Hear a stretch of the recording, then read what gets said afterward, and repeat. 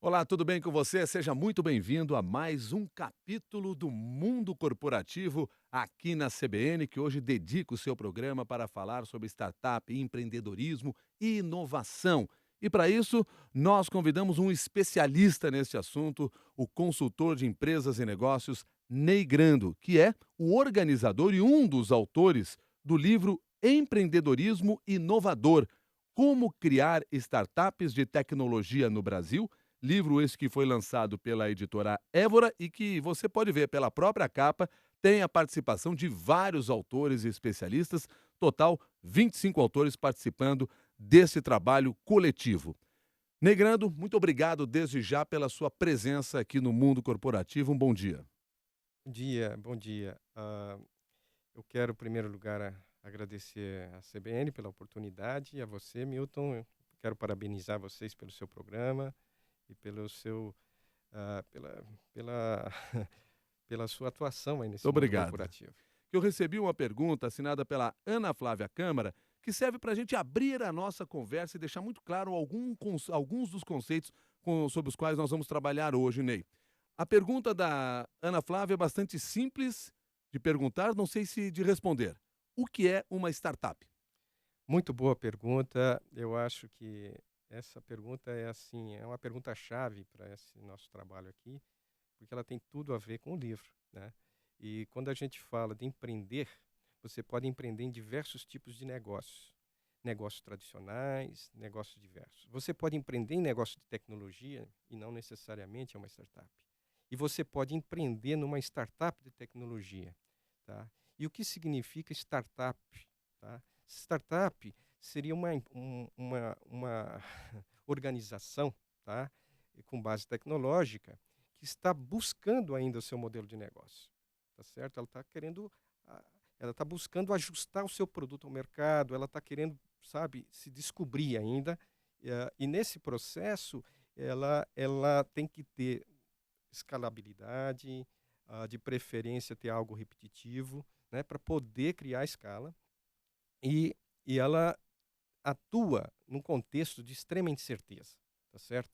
Então, eu acho assim que essa pergunta tem tudo a ver, porque quando a gente desenvolveu esse livro, eu penso que a gente fez pensando que o empreendedor, ele aprende na prática, tá? Fazendo muito mais do que estudando, né, ou lendo. Mas a gente tem que ver que sem preparo também os riscos são muito maiores. Então a ideia do livro é mitigar risco e fazer de uma forma leve, né? Fazer de uma forma tranquila, dá certo? Ah, por... Uma startup, Pois não. ela tem necessariamente um produto ou uma ideia antes de ter um negócio? Geralmente sim, né? Porque para você pensar numa empresa, né, você tem que, no mínimo, saber o que você está querendo fazer, tá certo? Mas isso, o ideal é que a ideia ela não surja de um produto, que ela surja de uma necessidade, de um problema, sabe? Daquilo que o mercado está querendo, daquilo que um conjunto, né, um segmento de potenciais clientes poderiam querer, né? Então, aí você vai procurar fazer um casamento de um produto, quer dizer, que você vai procurar responder como uma solução.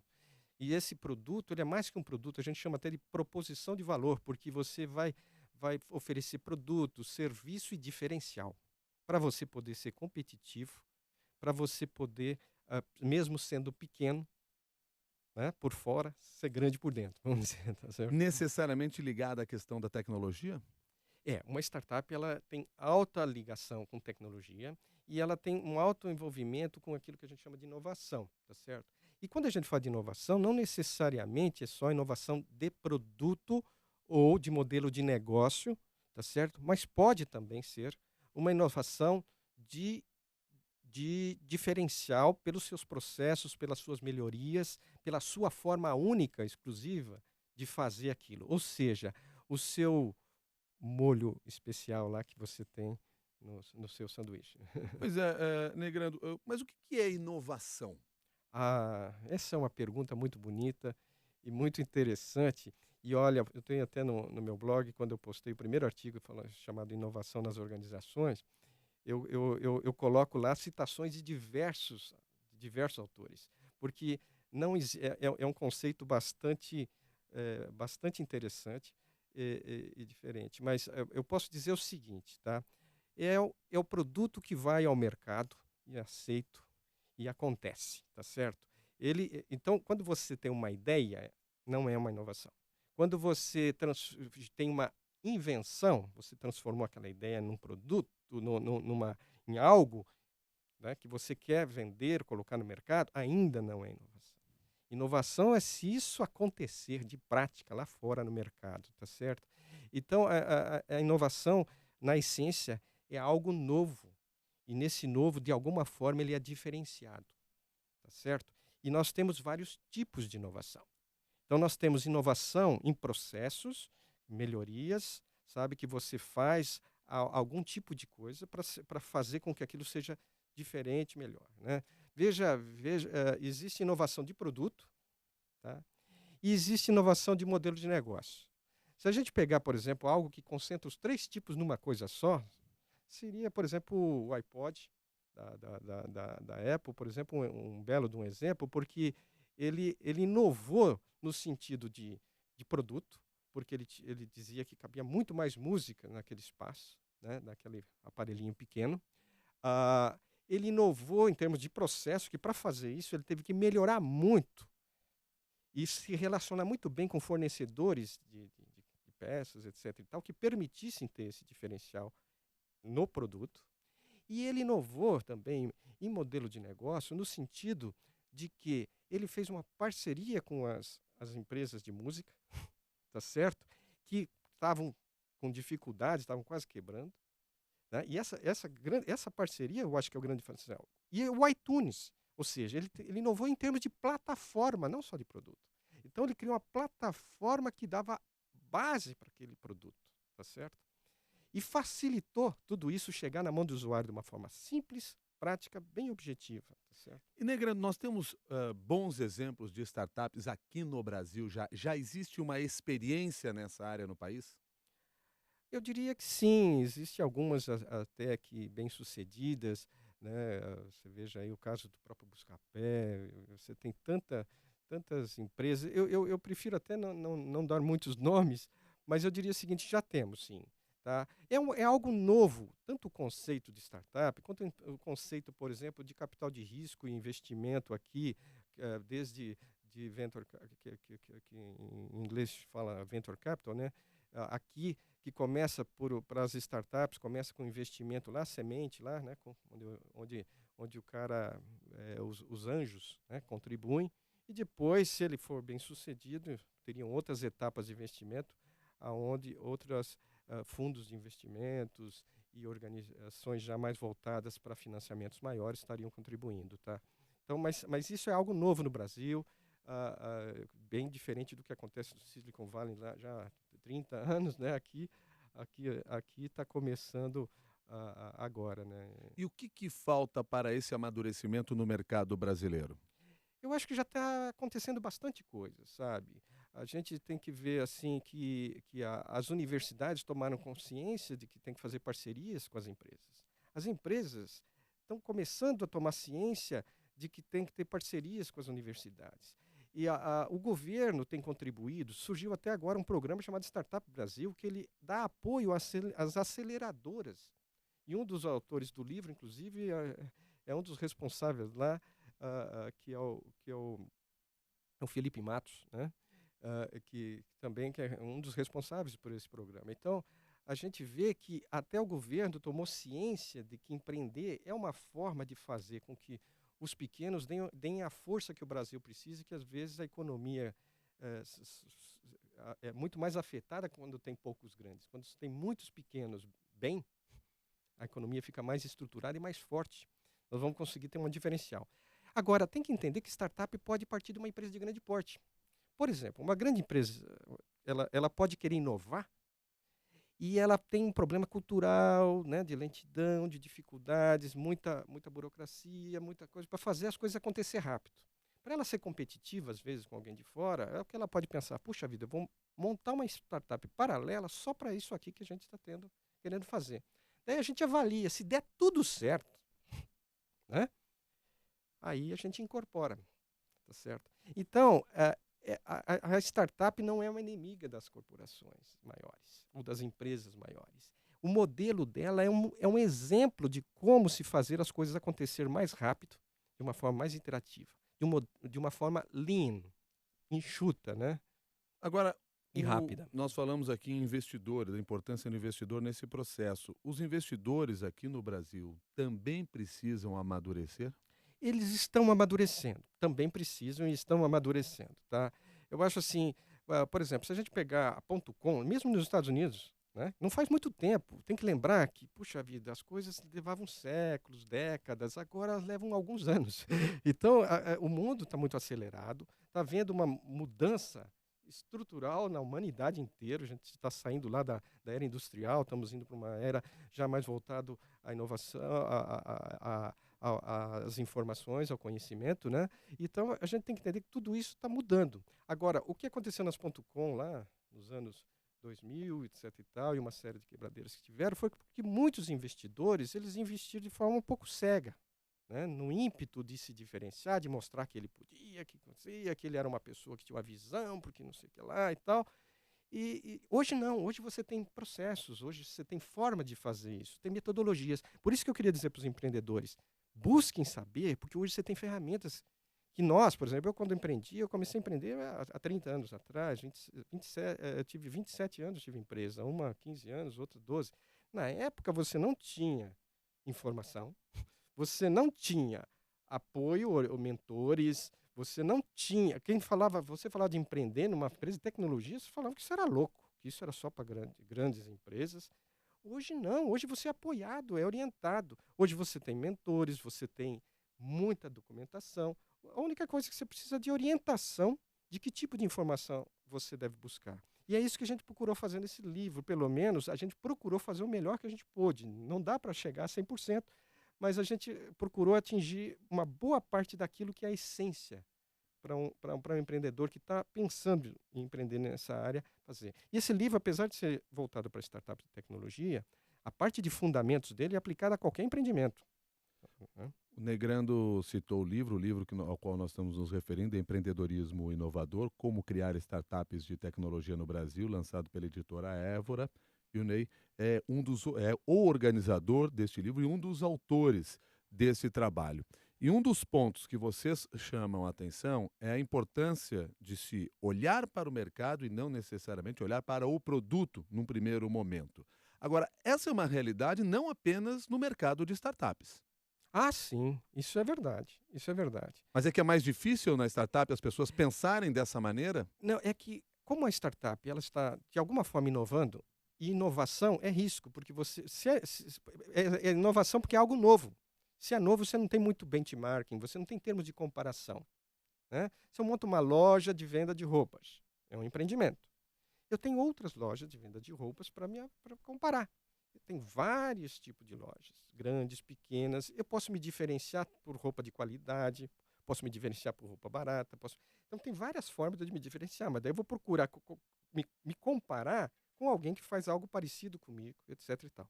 Quando você está fazendo algo um tanto inovador, né, diferenciado, aonde, né, você vai ter um modelo um pouco diferente, você aumenta o seu risco, né?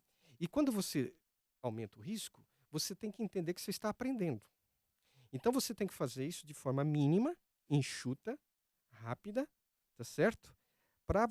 E você tem que validar suas hipóteses. Então você a orientação comece preparando lá se tem ideia na cabeça, põe no papel. Não precisa ser um plano de negócio extremamente estruturado, formal, etc e tal, né? Isso vale para uma série de negócios padrões, mas começa passando para o papel. Depois você vai melhorando esses itens. E o que tem que ter nesse papel? Olha, uma boa base para começar é a modelagem do negócio, tá certo? Que pode ser feita através de um quadro com novos elementos. Por exemplo, Alex Osterwalder, que tem um livro chamado Business Model Generation, que tem lá, no nosso livro tem alguma referência O sobre que é esse material. modelar o negócio? Modelar o negócio é você identificar, vamos dizer, os elementos principais de criação de valor, de captura de valor e de, como é que eu posso, de entrega do valor. Então, você vai identificar a parte, vamos dizer, direita do cérebro aqui, né, do lado direito, né, você vai identificar o mercado, os segmentos de clientes, ah, os canais que você vai entregar para eles, você vai identificar como que você vai se relacionar com ele. No centro, você teria a sua proposição de valor, e do lado esquerdo você tem mais a parte de infraestrutura para atender isso tudo, ou seja, você vai ter lá as suas atividades chaves, seus recursos chaves, seus parceiros chaves. E daí você também tem embaixo mais duas coisas que são importantes, que estão voltadas mais assim, vamos dizer ali, para a parte de finanças, né? Que é a parte de custos, que é gerada por essa parte direita, e pela parte aliás, desculpa, de custo é da parte esquerda, e a parte de receita aqui na parte direita. Então você tem que ver, isso tudo dá para desenhar numa folha de papel, resumidamente, né? Mas o importante é, né, a pessoa saber casar em primeiro lugar o que eu tenho que identificar o problema, claro, do meu segmento. Tá? Isso eu faço de uma forma empática e me relacionando de alguma forma com esse cliente, identificando claramente o problema. Daí eu vou procurar prover algum tipo de solução mínima que venha atender esse tipo de problema, tá certo? E em cima desse tipo de solução mínima, eu tenho que ver como que eu vou entregar valor, que eu vou entregar esse valor para o cliente, que seja a parte de distribuição, tal. Como que eu vou me relacionar com ele? Se vai ser via web, se vai ser via telefone, se eu vou visitar ele, bater na portinha dele. Como é que vai ser a minha relação com o cliente, né? E assim por diante. Então, o que houve essa revolução de startups, se a gente entender por que surgiram muito rapidamente ultimamente. Primeiro, que baixou muito o custo de tecnologia. Tá certo? A gente tem que lembrar quanto custava a banda larga antigamente, não tinha, né, muita informação.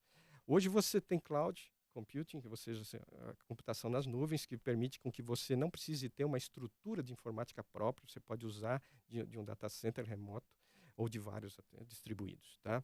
E você tem hoje também, além dessa questão disso, você tem também a mobilidade. Né? Você pode ter no computador, smartphone, etc. E tal. E você tem algumas coisas que é totalmente bit. Ou seja, antigamente você tinha produto físico que se entregava de forma física. Depois surgiram alguns produtos que são abstratos, mas que você entrega, né?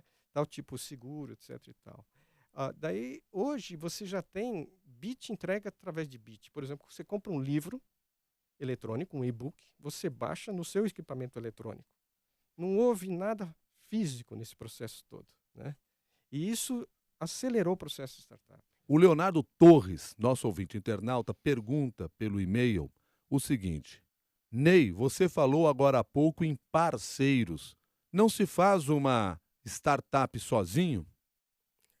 Ah, eu diria que é meio complicado. Veja, por exemplo, no sentido de, se você imaginar, a gente tem que entender o caso. Pode ter uma exceção, eu não sei. Mas geralmente você vai trabalhar com parceiros. Tá? Quando eu estou falando de parceiros, é o seguinte: um fornecedor é um parceiro. Então, é quase impossível você dizer assim, não vou ter nenhum tipo de fornecedor. Né? Mas você, trabalhando num ambiente extremamente virtual, tá? Talvez consiga até pensar isso. Mas veja um caso, por exemplo, de uma loja virtual de um e-commerce. Tá? Você vai fazer seu próprio sistema de pagamento? Ou você vai usar um PagSeguro, um PayPal, algum já existente, estruturado, amadurecido e que o público já tem confiança? Você tentar estabelecer seu próprio sistema de pagamento, talvez possa complicar um pouco o processo, dificulta a sua relação financeira com o seu cliente. Né? Você vai estabelecer, como é que eu posso dizer, vai criar toda a parte de infraestrutura, de plataforma de comércio eletrônico. Você vai criar sua plataforma ou você vai usar alguma pronta de algum fornecedor que já tem um produto maduro, estabelecido e vivenciado? Né? Então, eu só quis exemplificar isso, mas assim, geralmente você precisa dos outros. E eu acho que uma das coisas importantes de entender num negócio desse, seja de tecnologia ou não, é o seguinte: o que é mais importante por detrás dos processos da tecnologia são as pessoas. E você vai precisar se relacionar com pessoas, a partir com seus sócios, tá? Com seus funcionários, com seus clientes.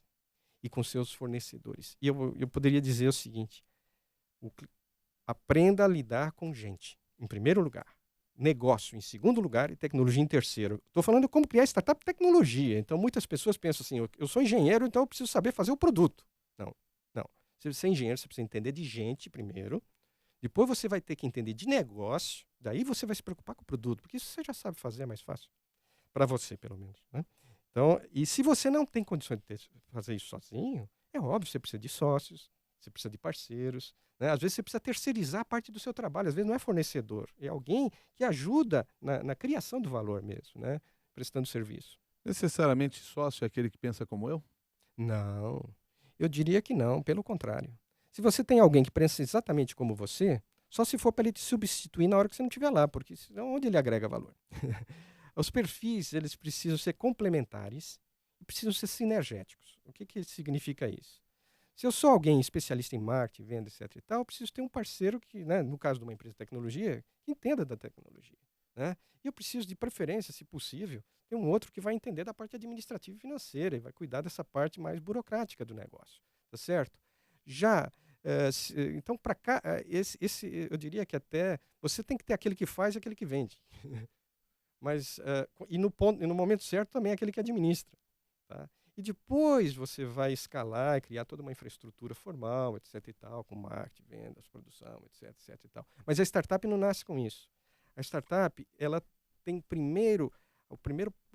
ela tem que ter, mesmo que ela não está vendendo ainda o produto, etc. e tal, ela tem que estar focada no cliente. O foco principal é o cliente, não o produto. Então, isso que às vezes as pessoas se fundamentam tanto para o produto, fazem trabalho e tal, na hora vai vender não conseguem. Tá? Então, as empresas, elas quebram por falta de receita, por falta de venda. Então, o mais importante do negócio é vender. Uhum. Você não está fazendo algo sem pensar em vendas, não importa a tecnologia que você faça, cara, é complicado. Pergunta do ouvinte internauta Roberto Raia. Você acredita que a base para o empreendedorismo necessariamente passa por uma política de incentivo na educação? E aí ele chama a atenção e usa como exemplo que na área de tecnologia nem sempre o empreendedor fez um curso de graduação, principalmente no início da startup, e o exemplo que ele dá aqui é o exemplo do Steve Jobs. Ah, tá. Em primeiro lugar, eu queria dizer que você está pegando um cara, deve ter uns 7 caras parecidos com ele no mundo, né? Nós temos 7 bilhões de pessoas no mundo. Steve Jobs nunca é um termo de comparação. Ele é uma exceção. Ele serve como modelo, etc e tal, mas não um modelo para o seu negócio. Uma Apple não surgiu de agora. Ela surgiu há muitos anos atrás. Eu acompanhei todo o crescimento, tanto dele, quanto do Bill Gates, quanto de outros, né? Larry Ellison, da Oracle, e o Bezos, da Amazon. Então, se a gente olhar para eles, não foi assim do dia para a noite que eles ficaram maduros. Quando eles eram jovens, eles fizeram muitas bobagens, né? Etc e tal. Agora, o fato dele ter largado a universidade, etc e tal, tem que lembrar o seguinte, tem algumas pessoas que são alguns gênios, eles têm lá sua característica. Por exemplo, Bill Gates, tem muitos que falavam, não, ele é um homem de tecnologia. Deixa o outro falar assim, o outro falando, não, ele é um cara de mercado, de marketing, tem visão de venda. Daí fala assim, não, nada disso, ele é um cara que teve visão de parcerias. Veja que a Microsoft cresceu no mundo inteiro por causa das suas distribuidoras e revendas, que são seus parceiros de negócio. Então, o grande forte Microsoft é parceria de negócio, não é tecnologia, não é marketing. Aliás, eu diria que marketing ela poderia fazer mais. Tem alguns produtos que nem são conhecidos, são ótimos, né? E não são conhecidos. Outra pergunta que chega aqui, Ricardo Soares. O que o investidor espera das pessoas que fazem parte do negócio?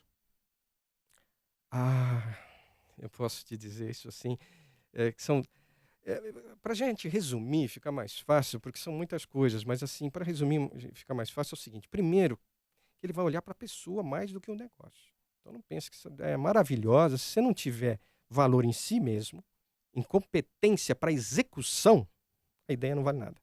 Se ele não enxergar que você tem a capacidade de fazer acontecer, você e sua equipe, esquece a ideia. Ideias todo mundo tem, inclusive eles para te vender, se você quiser. Porque eles têm mais ideias do que você. Porque eles recebem todo dia. E eles não, e é claro que eles mantêm sigilo das ideias, mas o que eu quis dizer para você é no sentido seguinte: não valorize demais a ideia, tá? O que eles olham primeiro é o seguinte: o mercado. Tem mercado para isso? Qual é o segmento de cliente que você vai ter?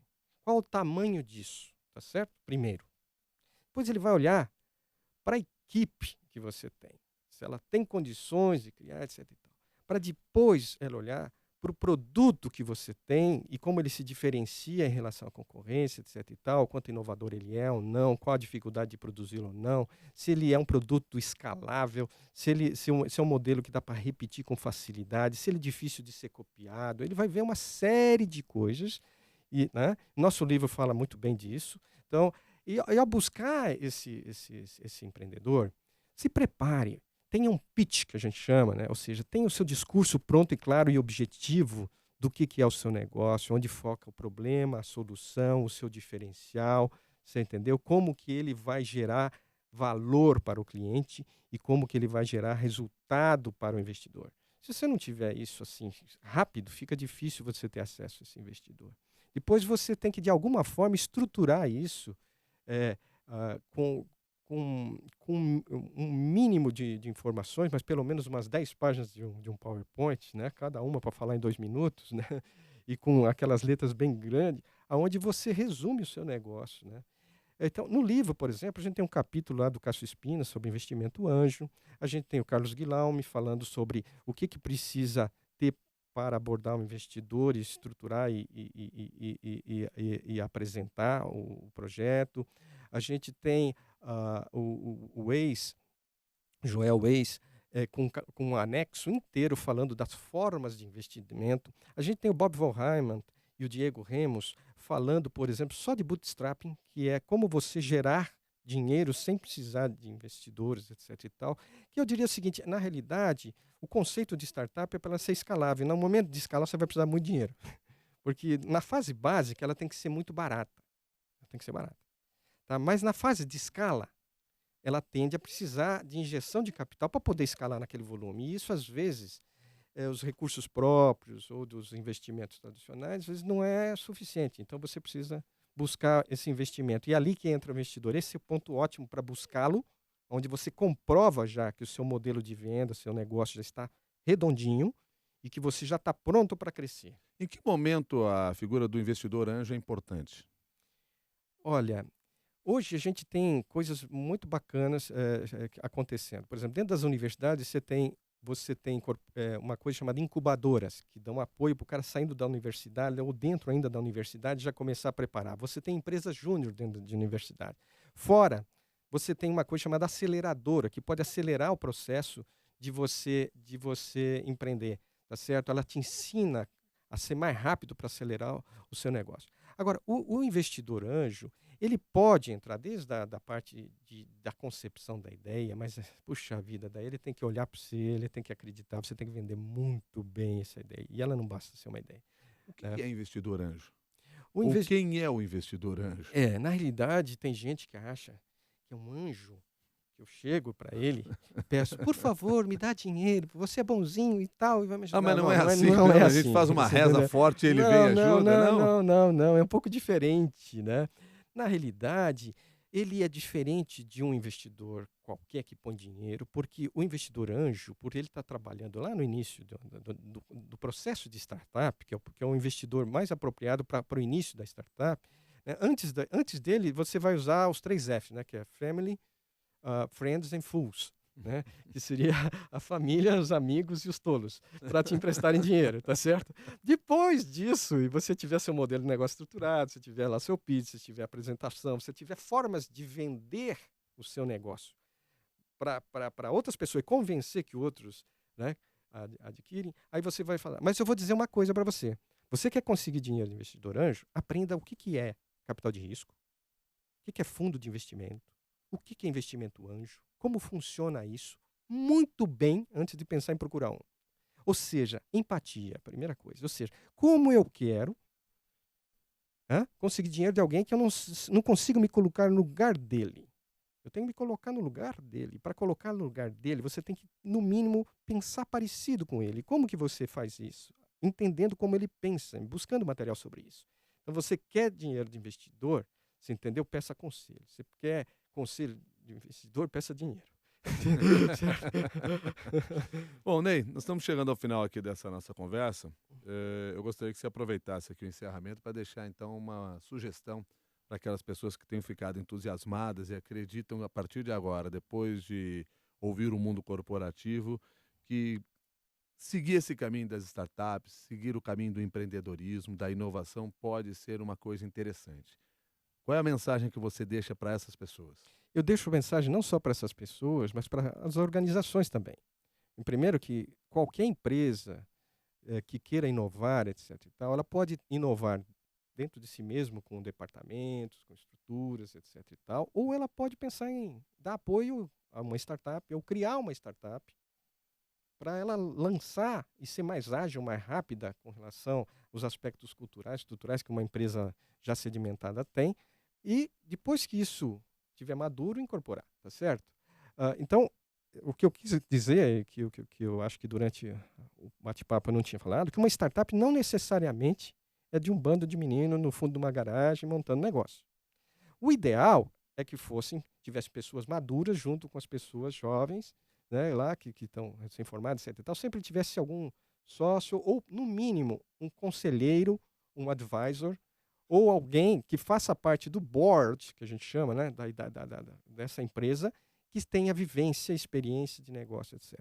Se não houver isso, no mínimo, busque mentores e conselheiros. Participe de eventos que estão tendo diversos eventos voltados para startup e para empreendedorismo no Brasil afora. Tá certo? Tem eventos em universidades, tem eventos promovidos até por organizações. Tá vindo para o Brasil diversas aceleradoras lá de fora, tem aceleradoras brasileiras, tá certo? Procure saber do que se trata isso. Procure saber o que é uma incubadora, né? E com isso você vai leia o livro Empreendedorismo Inovador, porque esse é um livro que ele foi criado para ter uma linguagem bastante acessível, bastante simples. Ele não é um livro complexo. Ele é grande, mas cada capítulo pode ser lido independentemente e pode, como é que se diz? E com certeza vai agregar valor para você, tá certo? Bem, muito obrigado pela sua gentileza de conversar conosco aqui no Mundo Corporativo. Um bom dia e até uma nova oportunidade. Muito obrigado, Milton. Obrigado, CBN. Até logo. Até uma próxima. Ney Grando é consultor de empresas e negócio e organizador do livro Empreendedorismo Inovador: Como Criar Startups de Tecnologia no Brasil, publicado pela editora Évora. A você que participou deste mundo corporativo, encaminhou suas perguntas, fez os seus comentários, muito obrigado também pela sua participação. E não esqueça depois de compartilhar as suas ideias também lá no nosso grupo dentro do LinkedIn. Se você estiver no LinkedIn, vai até lá, se associe no grupo Mundo Corporativo da CBN e passe a discutir sobre temas como o de hoje: startup, inovação e empreendedorismo. Até uma próxima.